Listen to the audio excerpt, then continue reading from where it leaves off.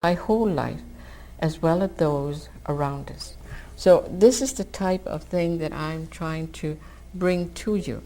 Now, in the books that we have out in the case there, we have Nana Ikikumu. It has been well written. These are the experiences. This is the old method of Ho'oponopono. It's a workable method. However, I have upgraded it so that you can cover a gamut of things from one to the other. This is the revised one. So this is the edition number 1, edition number 2, and we have them over at the bookstand. And these are well written, and but what I will be giving you is the absolute key that you can turn and use it for your own purposes. Now, I would like to bring up some of the examples that I've done with the class. I have a class. In the classroom, we do classwork. Someone comes up and says, I have a problem. So we put the problem on the board because it makes it easier for you people to know exactly what we're doing, so that you too could apply your own personal problems to the problem that we're going to do. Let's see.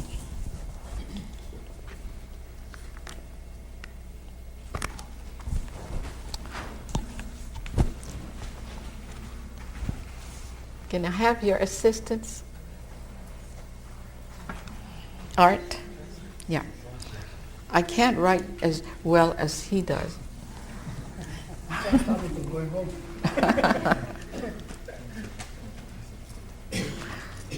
This is case number 1, and it's the case of two youngsters in a school. This is from the Department of Psychology at school and counseling.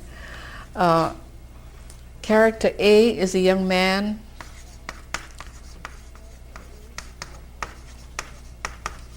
B is his girlfriend. You say girlfriend.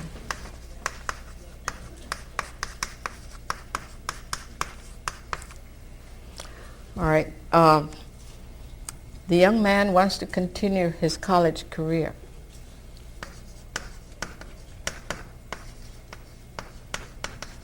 Girlfriend does not want to because she's possessive. She's very possessive.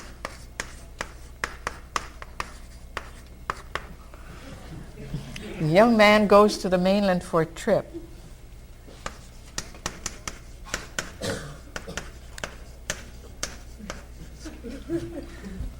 So in the meantime, the girl has an abortion, which the young man is not aware of, that she's pregnant. He's not aware that she's pregnant. Oh. Abortion. Oh, that's all right. Leave that. Just add abortion in the back. So this is important because I'm going to show you that all these children that are aborted and miscarriages, the souls are floating around and they must be released. A young man returns, so they have a confrontation. Returns from the mainland. So they have an argument because she wants to get married. She wants to get married. So they come to the counselor to see what can be done in this particular case. Yes. So, in the meantime, wherever she goes, she hears a baby crying. Hears baby crying. And she complains to the counselor that I go to my mother's house, I hear a baby crying. I go to my uncle's house, the baby is crying. I'm at the supermarket, I hear a child crying. And it just drives her bananas to begin with. That's right. And so there's a conflict between the two. And so when the professor talked to me, he's one of my students, so I said, okay, the main thing is, what is the problem she has is the child, the aborted child. Does he know about the child?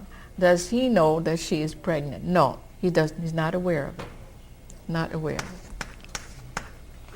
So then, when the two were brought together, I asked the professor first to do a Ho'oponopono in absentee on behalf of the young man and the young girl, the young girl and the young man.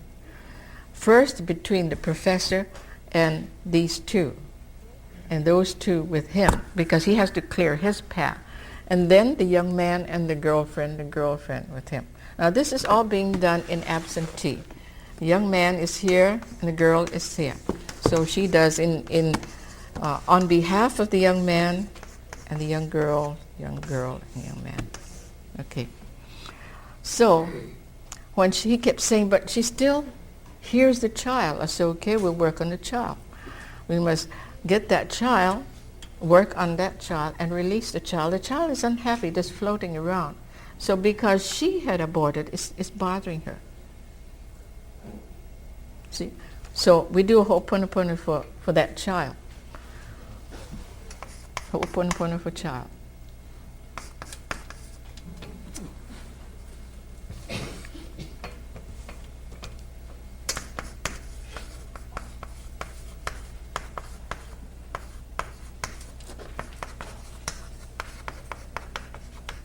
Excellent. Now, the first thing we do is do Ho'oponopono between the young man and the young girl and the young man, and then she and the child and he, and the child and the father. And the moment you did that, the girl doesn't hear anymore. And then, as a result, after this child was released, the girl decided it was wonderful for him to continue his career, and now she's going to college. So it's brought peace and balance into their lives. So all is well with them. So the idea of doing Ho'oponopono works. It worked in 2 weeks, which normally would take 2 years for the professor to do, and handling a kind of a case like that. So it is really interesting that this is from the professional standpoint. And I have worked with a lot of other psychologists and psychiatrists who have taken 2 to 5 years in doing and handling their situation, and they found this is so simple because you're able to work with your patient in absentee. You're able to get that patient's problem, whether it's in a reincarnation that created the problem, if so, we're erasing it. There's only a problem that relates to that specific situation. Now, if I have a problem, now I have the hospital who's been kind enough to lend us the facilities of a camera. And we couldn't get a camera anywhere because it was so expensive, it was just beyond our means. Well, it happened that a couple of months ago, the hospital had called me, the vice president, and said, we're having a lot of spirits and spooks that are running around in the hospital, and it's just affecting the staff, and the nurses are quitting. We have problems with the patients, so it's chaos. Will you come and bless the place? I said, on one condition, that I will be able to teach the nurses to exorcise and to do the last rites at the deathbed. They said, fine. So they put it on a bulletin board. As a result of it, I have 100 nurses who are interested in taking. And it's really interesting. So through the time, we had gone over to the hospital. They thought, well, you're bringing your bowl, you're bringing your tea leaf, and which is a normal thing. A lot of the people that come there, they believe in rituals. I do not. I feel there are places for ritual. But in doing public functions, when I do that, people say, oh, she's a kahuna. You've already had something up on a scoreboard. And they criticize. And so the thought forms that you're bombarded with is a detriment. So I just walk there like any other guest. Nobody knows what I'm doing, and I'm neutralizing. I'm neutralizing the whole area. So as we do this, you do it with your mind. You do not need props. You do not need anything, just your mind. How many of us use our mind? Very, very little.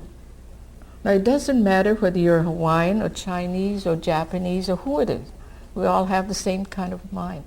But it's the idea of utilizing that mind to its fullest extent and to be able to reach out into time. Now, I was talking at the social psychology class, and it was rather interesting because I think it impressed a lot of the youngsters that you are able to reach through this span of time and be able to do the cleansing from there to the front. Now, it doesn't mean that doing karmic cleansing will release all the karmic problems that you have done. It does not mean so. It would mean karmic problems that relate to that specific situation. So that anything, so when we're doing it, we find anything that is related, you add to it. See, when you say those that are on the board, and anything else that may be related that is unbeknownst to you, there is an Akka cord connection. There is an Akka connection, whether it's a phone message, a letter, or just a thought.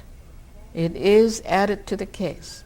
So in this case, it took us about quite a large area to work with, because you're picking out the people that are involved.